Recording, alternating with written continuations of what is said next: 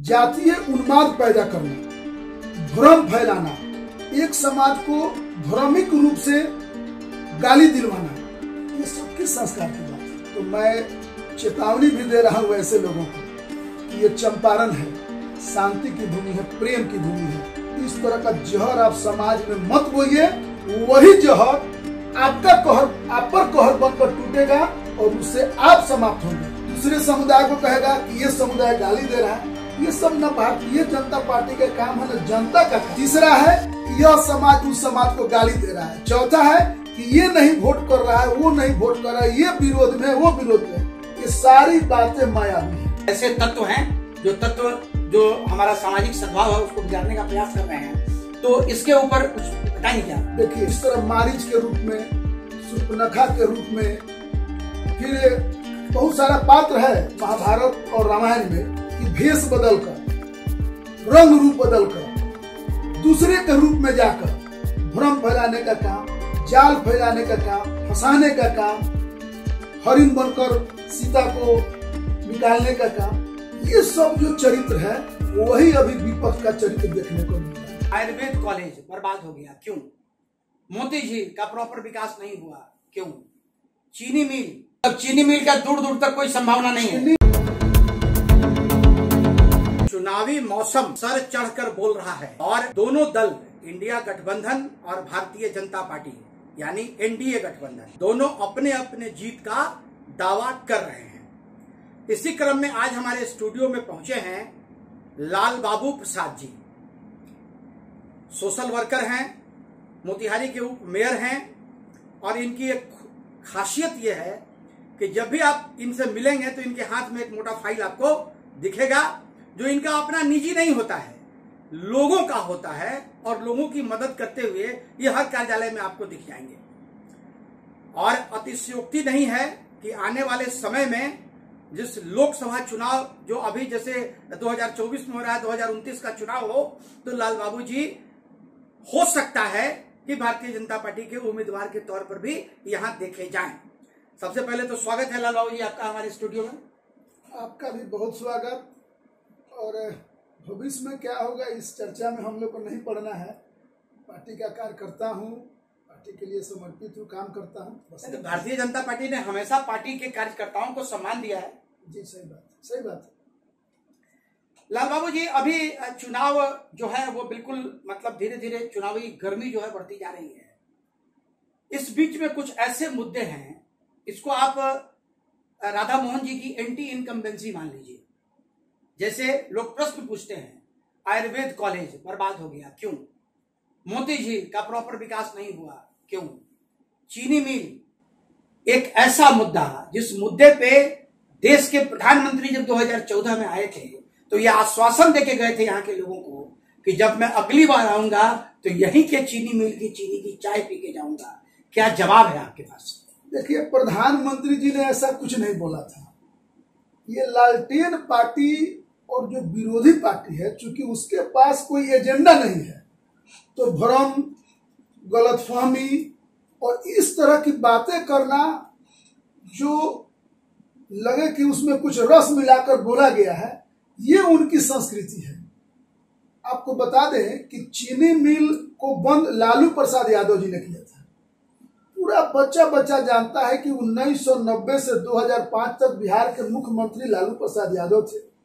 उनके परिवार की उनकी पत्नी थी और इन लोगों ने इतना आतंक मचाया कि मोतिहारी चीनी मिल ही नहीं, बिहार से सैकड़ों हजारों उद्योग लोग अपना उद्योग धंधा बंद करके बाहर चले गए।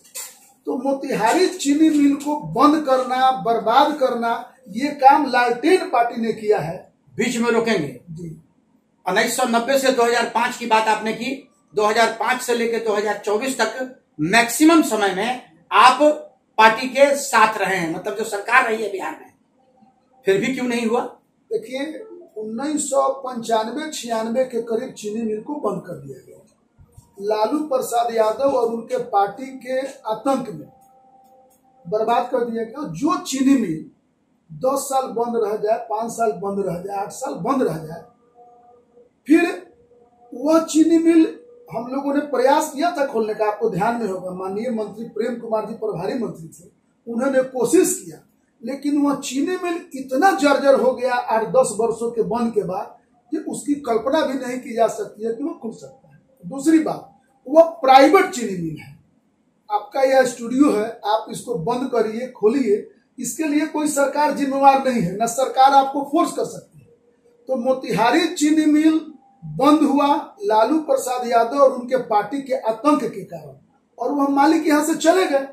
फिर दोबारा उन्होंने खोलने की इच्छा नहीं व्यक्त की, और इच्छा व्यक्त भी की तब तक वह मर चुका था, खत्म हो चुका था। तो इसलिए वह चीनी मिल नहीं चल पाया और न चल पाएगा। स्पष्ट बता देना चाहता हूं, हमारी सरकार, जो शाहनवाज हुसैन जी उद्योग मंत्री थी, 17 महीने के करीब हमारी सरकार चली, और उसमें हम लोगों ने बहुत सारा इथेनॉल फैक्ट्री, फिर बिहार में उद्योगों को अच्छे ढंग से बढ़ाने का हम लोगों ने संकल्प लेकर काम करना शुरू किया था। तब तक एक ऐसा फिर कालखंड आया कि फिर वही लालू यादव की पार्टी सरकार में शामिल हो गई, और जो हम लोग का काम था उस काम पर ब्रेक लग गया। चुनाव के बाद डबल इंजन की सरकार बनेगी, बिहार में भी केंद्र में भी, तो मुझे लगता है कि उद्योगों का विकास हो पाएगा, जो स्पष्ट बात है। और चीनी मिल बंद हुआ, एक बच्चा बच्चा जानता है कि वो आरजेडी के आतंक के कारण चीनी मिल बंद हुआ। आपको भी, जैसे आपने अभी कहा कि वो निजी चीनी मिल है, तो पूर्वी चंपारण में तो जितने भी शुगर मिल है, पूर्वी चंपारण या पश्चिमी चंपारण में, सभी मिल तो निजी ही है। नहीं, उसमें थोड़ा आपको समझना पड़ेगा। जो चीनी मिल अभी चल रहा है जैसे सुगौली का, वह भारत सरकार की नवरत्न कंपनी उसको चला रही है, और यह कोई व्यक्ति चला रहा था जो आतंक के कारण यहाँ से चला गया।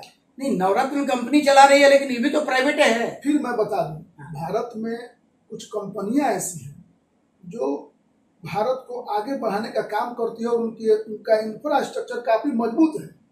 सब आदमी लालू यादव को बर्दाश्त नहीं कर पाया, लेकिन चूंकि वह भारत सरकार की कंपनी थी तो उसने झेल लिया उनके आतंक को भी। लेकिन ये नौपानी जी नहीं झेल पाए आतंक को, चले गए। उसकी तुलना उससे नहीं की जा सकती, आप खुद जानते हैं इस बात को। अच्छा, एक बात बताइए, एक प्रश्न ये भी उठता है कि राधा मोहन जी भारत सरकार में कृषि कल्याण मंत्री रहे। कृषि कल्याण मंत्री बहुत बड़ा मंत्री पद है, और उनके लिए लोग ये मानते हैं, हम लोग भी मानते हैं कि चुटकी बजाने जैसा काम था। एक नए चीनी मिल की आधारशिला भी रख दी जाती। तो क्या आज प्रश्न मैं वो नहीं करूंगा कि आपने क्यों नहीं किया। क्या इस बार यदि राधा मोहन जी चुनाव जीतते हैं तो क्या यहाँ की जनता ये एश्योर करे, मान ले, क्योंकि यहाँ के किसानों का मेन क्रॉप गन्ना है, ये आपको भी अच्छे तरीके से विदित है। तो क्या ये उम्मीद की जा सकती है कि आने वाले दिनों में एक नए चीनी मिल का फाउंडेशन स्टोन यहाँ रखा जाएगा? चीनी मिल लॉलीपॉप देने के लिए अखिलेश प्रसाद सिंह जी ने भी एक चीनी मिल का शिलान्यास किया था, वो भी कृषि मंत्री थे, आपको स्मरण होगा।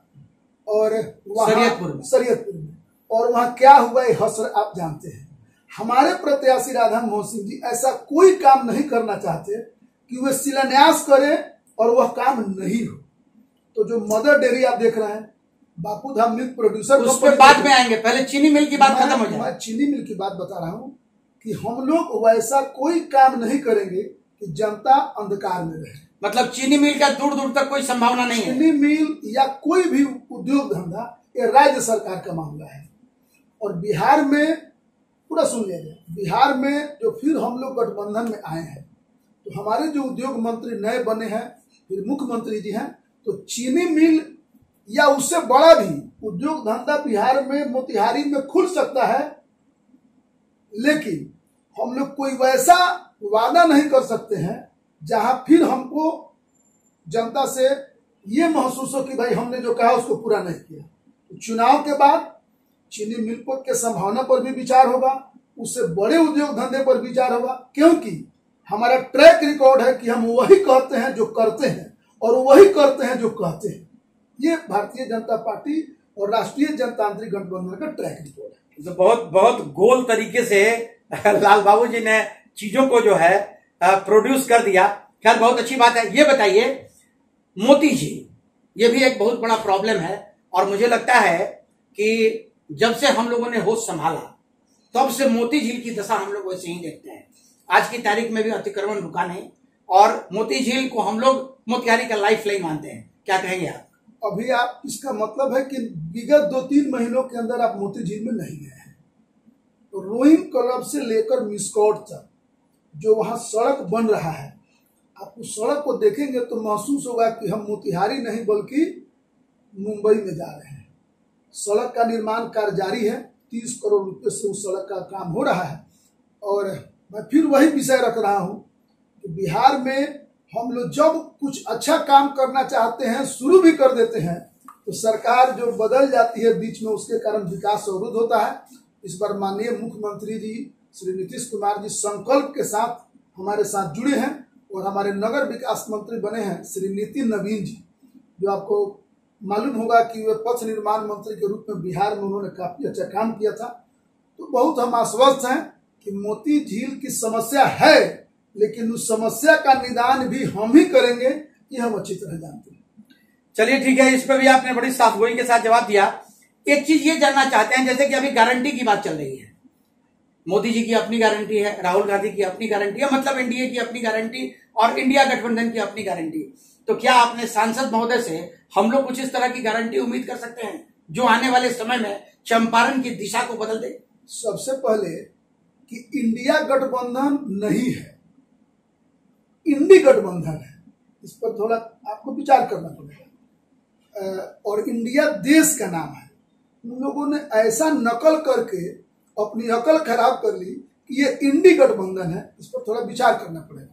और राहुल गांधी जी, कांग्रेस, लालटेन, ये सब कोई गारंटी नहीं दे सकता, क्योंकि 50 वर्षों के करीब कांग्रेस का इस देश पर शासन रहा।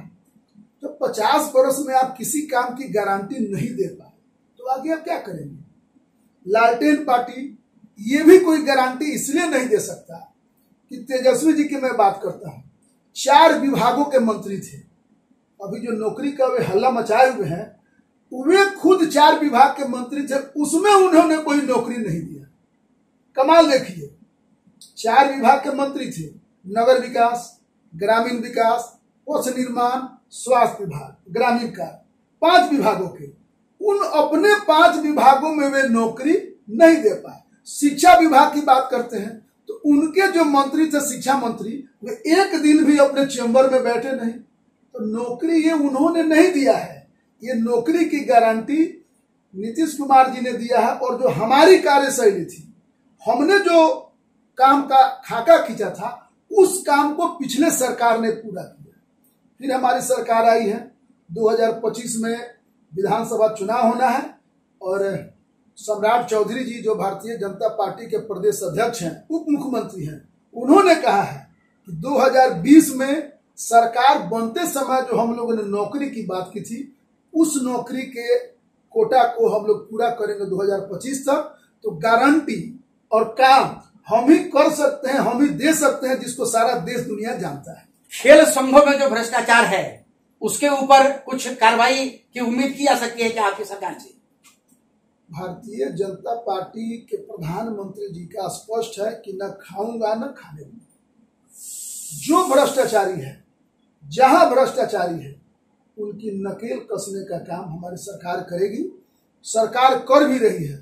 और इस कार्रवाई के कारण भी विरोधी पक्ष है और भ्रम फैलाने का काम कर रहा है कि सरकार दूसरे तीसरे ढंग का काम कर रही है। निश्चित रूप से कार्रवाई होगी और कड़ी कार्रवाई होगी। चलिए अंतिम सवाल लाल बाबू जी से। एक परसेप्शन क्रिएट करने का काम किया भारतीय जनता पार्टी ने, अब की बार 400 पार, क्या उम्मीद है, कहां तक पहुंचेंगे? उससे ज्यादा, 400 से भी ज्यादा, उससे ज्यादा। ये क्यों ज्यादा है? तो हम लोग क्षेत्र में घूमते हैं, देखते हैं, आज के समय में कोई भी व्यक्ति न मूर्ख है, न बेवकूफ है और न कमजोर है। तो हर आदमी, चाहे वो गरीब से गरीब हो, रिक्शा वाला हो, टांगा वाला हो, कामगार हो, मजदूर हो, वह चाहता है कि देश में अच्छी सरकार हो। और 10 साल में जो मोदी जी ने सरकार चलाया है, इसको जो भी बच्चा जिसको होश है, उतने उम्र से लेकर 80 बरस, 90 बरस, 100 बरस के आदमी तक, हर जनमानस के दिमाग में है कि प्रधानमंत्री जी ने अच्छा काम किया है। तो जिन्होंने अच्छा काम किया है उसको और लोग प्रोत्साहित कर रहे हैं, दे रहे हैं। और मेरा स्पष्ट विश्वास है कि 400 से भी ज्यादा सीटें जीतेंगे हम। और भारत जो ये 11वें नंबर से हम लोगों ने 5वें नंबर पर लाया है, और बहुत जल्द तीसरे नंबर पर ले जाने का लक्ष्य प्रधानमंत्री जी ने रखा है। और देश के सभी लोग, चंपारण के सभी लोग, बिहार के सभी लोग सब चाहते हैं कि हमारा देश आगे बढ़े। हर व्यक्ति चाहता है कि उसका घर आगे बढ़े, उसका देश आगे बढ़े, उसका समाज आगे बढ़े। तो निश्चित रूप से इस भाव के साथ प्रधानमंत्री जी के नेतृत्व में मोतिहारी में श्री राधा मोहन सिंह जी पिछली बार जो 3 लाख मतों से चुनाव जीते थे, इस बार 4 लाख से भी ज्यादा मतों से जीतेंगे और देश में 400 से भी ज्यादा सीटें आएंगी और अपना देश पूरे दुनिया का नेतृत्व करेगा, ऐसा जनमानस में देखने को मिल रहा है। एक प्रश्न और, अभी सोशल मीडिया के माध्यम से कुछ जातीय उन्माद पैदा करने की कोशिश की गई। हालांकि भारतीय जनता पार्टी की तरफ से इसका खंडन भी हुआ और ये माना गया कि साहब ये जो कुछ ऐसे तत्व हैं जो हमारा सामाजिक सद्भाव है उसको बिगाड़ने का प्रयास कर रहे हैं। तो इसके ऊपर कुछ बताएंगे क्या? देखिए, राम और रावण एक साथ रहे हैं, कृष्ण और कंस एक साथ रहे हैं।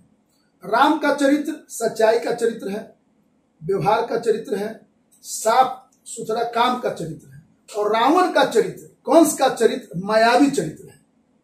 तो मैं यह स्पष्ट रूप से कह रहा हूं कि हमारे पास काम है, हमारे पास गुणवत्ता है, हमारी योजना क्या है, हम लोगों ने क्या किया है, इसको सारा दुनिया जानता है।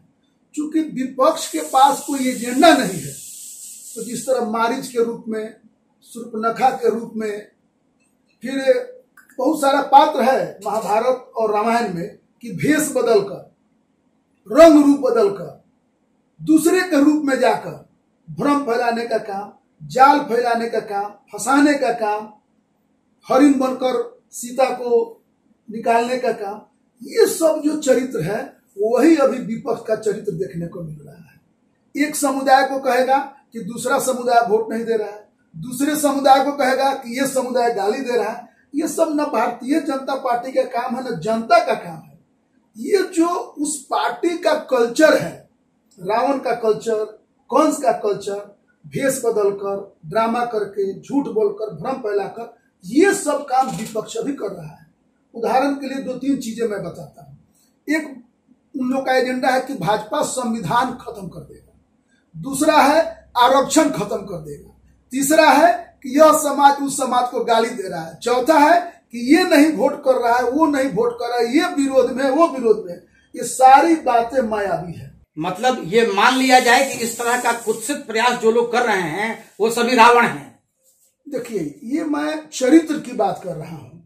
हम कहते हैं कि एक समाज को दूसरे समाज से लड़वा देना, एक समाज को नीचा दिखाने का प्रयास करना, जातीय उन्माद पैदा करना, भ्रम फैलाना, एक समाज को भ्रमिक रूप से गाली दिलवाना, ये सब किस संस्कार की बात है? यही तो रावण का संस्कार है, यही तो कंस का संस्कार है। मतलब आप सीधे तौर पे नहीं मानेंगे, लेकिन मानेंगे कि ऐसा काम करने वाले रावण हैं। ये तो जो कर रहे हैं उनको भी पता है कि वे बहुत गलत कर रहे हैं, और इस तरह का काम हमेशा असत्य की हार हुई है, हमेशा भ्रम की हार हुई है, हमेशा इस तरह का जाल फरेब करने वालों की हार हुई है। अभी कुछ दिन पहले देखे होंगे कि अमित शाह जी के, हम लोग गृह मंत्री जी के एक स्टेटमेंट को तोड़ मरोड़ कर पेश किया गया। आज क्या है, वे सभी लोग जेल के अंदर हैं। तो मैं चेतावनी भी दे रहा हूं ऐसे लोगों को कि ये चंपारण है, शांति की भूमि है, प्रेम की भूमि है। इस तरह का जहर आप समाज में मत बोइए, वही जहर आपका कहर, आप पर कहर बनकर टूटेगा और उससे आप समाप्त होंगे। राधा मोहन सिंह जी जो 10वीं बार एक पार्टी और एक संसदीय क्षेत्र से लड़ रहे हैं, ऐसे कोई हो जाता है? इसका मतलब है कि चंपारण का एक एक व्यक्ति, एक एक माँ, एक एक बहन, एक एक बेटा, एक एक भाई उनको अपना नेतृत्व मानता है, उनको अपना नेता मानता है। और वैसे लोग जो समाज से छटे हुए हैं या समाज में कोई पूछ नहीं है, या वे लोग थक चुके हैं, हार चुके हैं, वे लोग इस तरह की मायावी षड्यंत्र को रच रहे हैं। चंपारण की जनता 25 मई को उनको मुंह तोड़ जवाब देगी। 4 लाख से ज्यादा मतों से जीत होगी और इस तरह का भ्रम जाल और फरेब ये सब मोतिहारी में फेल होगा, सारी साजिशें नाकाम हो जाएंगी। चलिए, 4 लाख से ज्यादा मतों से राधा मोहन जी जीतेंगे, विरोधी जो दल है, जो आपके विरोध में यहाँ चुनाव लड़ रहे हैं, उनको कहां पाते हैं आप? देखिए, विरोधी जो लड़ रहे हैं अभी 2020 में वे विधानसभा का चुनाव लड़े थे और चौथे या पांचवें नंबर पर आए थे। तो ये तो अपना ही साबित करता है कि जहां उनका घर है, जिस विधानसभा में उनका घर है, उस विधानसभा में चुनाव लड़े और चौथे पांचवें नंबर पर है। तो ये तो प्रमाणित है कि जो विधानसभा में अपने घर पर चौथे पांचवें नंबर पर आता है तो लोकसभा का चुनाव क्या लड़ेंगे। और कुछ पर्दे के पीछे की जो बातें हैं, चंपारण का एक एक व्यक्ति जानता है कि उनको टिकट कैसे मिला, कितने में मिला, कितनों ने लिया। तो चंपारण की जनता, मोतिहारी की जनता ऐसे लोगों को नहीं जिताएगी। वे साफ सुथरा छवि वाले श्री राधा मोहन सिंह जी को ही जिताएगी, ऐसा मेरा स्पष्ट मानना है। चलिए, तो ये थे लाल बाबू जी। बड़ी साफ गोई के साथ इन्होंने कहा कि इस बार राधा मोहन जी 4 लाख से ज्यादा मतों से जीतेंगे। तो देखते रहिए फाइनल पोस्ट, और हाँ, हमारे चैनल को सब्सक्राइब करना मत भूलिएगा। फिर अगले वीडियो में एक नए एक्सक्लूसिव इंटरव्यू के साथ हम मिलेंगे। धन्यवाद।